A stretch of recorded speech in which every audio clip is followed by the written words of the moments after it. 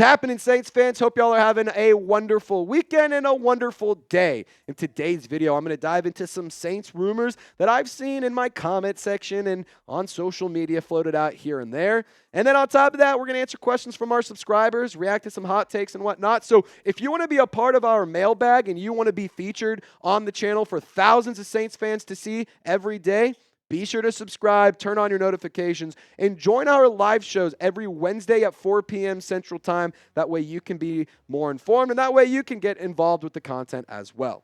Let's dive in first to Jamaal Williams, because I've seen him discussed as a trade target quite a bit. And this is a topic that I don't just see on Twitter and in the comment section. I also even see like Bleacher Report and some of those publications discussing Jamaal Williams as a trade candidate for the New Orleans Saints. And it would be fair to say last year was underwhelming. And considering he had 17 touchdowns in 2022 for the Detroit Lions, I'm not necessarily going to call you out for being disappointed in the production.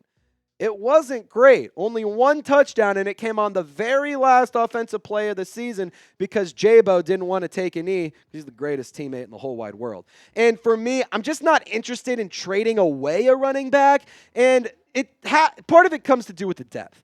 With Alvin Kamara being the running back 1, I'm okay with that. Jamaal Williams being running back 2, I am also okay with that. And Jordan Mims, I like the idea of having him be your running back 3 while Kendre Miller is on the short-term IR. For Jamaal Williams, though, to get traded away, 2 things. 1, the trade value isn't that high. So it's not like you're going to get a 5th-round pick or a 4th-round pick. Like, I think at absolute best, you may get a 6th-round pick. And that's because he was extremely unproductive last year. Has nothing to do with him. It has nothing to do with, it has nothing to do with the New Orleans Saints. Just has everything to do with the fact that he was unproductive, and teams are not going to want to trade for an unproductive player. My other issue is if you trade away Jamaal Williams, who's your running back 2? And before you get in the comment section and say, well, Jacob Capote and Jordan Mims, they deserve chances. Yeah, but that's why Jordan Mims is on the active roster. This is him getting his chance. And that's why Jacob Capote's on the practice squad. That's him getting his chance. Sure, it's not on game day every Sunday, but he's not out of a job. He's not playing in the UFL. He is still in the National Football League. And with Jamaal Williams, I just think that his upside, I'm not going to say the upside is massively higher, but he is a veteran. He's experienced in this league. He knows what he's doing at the national football level, or at the professional level, excuse me. And for him, I don't think the expectations need to be something outlandish and ridiculous. My expectations for Jamaal Williams, I just want to see him be a good complement to Alvin Kamara. In my personal opinion, some of the best Saints offenses had a boom and a zoom. It was Alvin Kamara and Mark Ingram. It was Reggie Bush and Pierre Thomas. You had boom and zoom in all of the best offenses that I've been alive for. You had Deuce McAllister with a phenomenal compliment early with Pierre Thomas in his career. So for Jamaal Williams, I just want to see him complement Alvin Kamara well, and I also want to see him be a spark of energy on the offense. I mean, sure, there's discussion and there's problems out there, and people say, well, he's just good for social media clips. He's just good for a funny soundbite. I'm not going to say that that's true. I'm going to say that there's a lot more to what he brings to the team. A player like Jamaal Williams reminds me a lot of Jameis Winston, where, sure, maybe he's not going to get out on the field and have insane production every single time he touches the ball, but he is very energetic, and he brings a positive energy to the offense, and that's something that is contagious, and when you have a positive energy, you get much better production than if the team is entirely negative. So for me, my expectations in Jamaal Williams, they're not massively high. I just want to see him be a good complement. I want to see him be productive when his name is called, and I just want to see him bring some positive energy to the offense. But I want you to get down in the comment section. Did I convince you to keep him, or do you still want to trade him away? Get down in the comment section. Would you trade or keep Jamaal Williams? I had a different Fanatics item in the graphic sheet. We were going to talk about some jerseys, but we could talk about this. I got some art on sale for you. It's really cool wall art. Chatsports.com/Saints art. I'm not necessarily sure what happened to our jerseys, but we also have jerseys. If you want to go to that, I'll have the link to this and to the jerseys in the comment section. So go get geared up. Go get yourself some merchandise and some decorations for your apartment, house, man cave, whatever you want to do. Or go get yourself a jersey, chatsports.com/Saints jerseys. We got all the sizes, all the colors, and all the players. Jason Hamble, $20 super chat, playoff bound this season. I sure hope so, man. I love your optimism. The Atlanta Falcons definitely got improved. In 24 hours, they went from a team that I had zero faith in to a team that, I'm not going to lie, part of me a little bit fears them, because I'm not scared of them, but they're a better team than they were last year. And their defense got much better with Justin Simmons and Matthew Judon. So I think it's between the Saints, the Bucks, and the Falcons to win the division. I truly could not pick a team to win the division right now. It's just going to come down to how things shake out in the season. Lanky boy, we should go and get Kadarius Toney. Lanky, I love you, man, but I could not disagree more. Kadarius Toney literally has bricks for hands.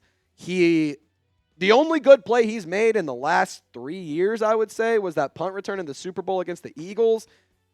Sure, big play and a big moment, but that's it. If you have Patrick Mahomes throwing you the football, the best quarterback in the league, and you can't put up good production, I'm sorry, I want nothing to do with you. I don't hate Kadarius Toney as a person. I just do not think he would make any sense for the New Orleans Saints. I don't think he would add anything. I think he'd be more of a frustrating player than anything. And also, there's a reason he's been on multiple teams though this early in his career. Dylan, how will the Saints play with the late additions to the 53-man roster? Man, I think that with the late additions, trading for John Ridgeway III and signing Kene Nwangu, I'm actually really excited about. John Ridgeway, woo pig. I'm pumped up about that trade as well. But I think that Kene Nwangu could be really impactful as a kick returner. Darren Rizzi, who helped get this new kickoff rule into motion, he was the one who got all this going, and he's the one who got this new rule active and put in place. And I think that he knows exactly how he's going to scheme it up. And I'm excited to see Kene Nwangu and Rashid Shaheed back there. Queen Courtney, when is and who is Sean Payton going to poach from us? He missed us too much not to. If I had to pick somebody, it'd be one of the wide receivers. It feels like Sean Payton loves taking away former Saints wide receivers. So give me Kevin Austin Jr. I think that he is a wide receiver that maybe Sean Payton wants to bring back. Looking through the practice squad. Or Equinemius St. Brown, maybe.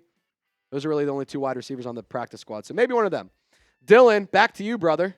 Does Mason Tipton get a lot of playing time and a lot of catches? If I had to give Mason Tipton a stat projection, I would say 15 catches for 160 yards and 2 touchdowns. That's my stat projection for Mason Tipton. Kyle, I don't know if you saw the question, but do you think this hype for Spencer Rattler is going too far? Because apparently one man made a video, and it seems he believes that. So I'm going to answer the question, but really quick preface. If you watch that guy, I'm not going to say his name, but if you watch that guy for Saints content, I'm telling you, you're going to the wrong place. He is not a Saints fan. He's a Raiders fan and a Derek Carr fan. So if you want to get Saints content by Saints fans, you go to Saints Now by Chat Sports. You go to Locked On Saints. You go to Second and Saints, NOF Network.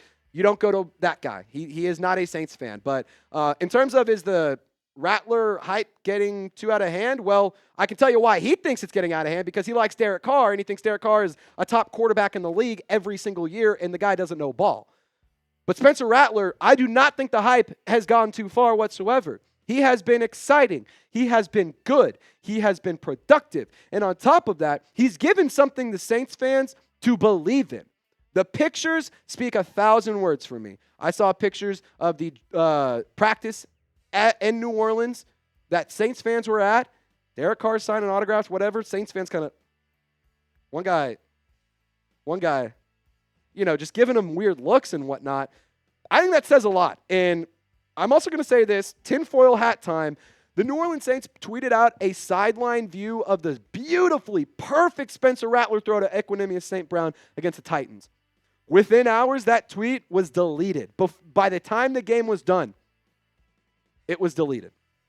I don't want to say Derek Carr had anything to do with that. I just find it kind of interesting that all of the hype is around one player, and all of the fan base is not necessarily hyped about one player.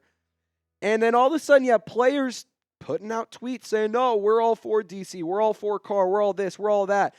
I'm not trying to speculate too much, but to answer your question, no. The Spencer Rattler hype has not gone far enough. I think it needs to go further because if Saints fans want Spencer Rattler, if they want him to be the QB1, you go to game days. You chant for Spencer Rattler every single day or every single game. You make yourself visibly and physically heard. So that way, Mickey Loomis and Dennis Allen have no choice but to address the noise.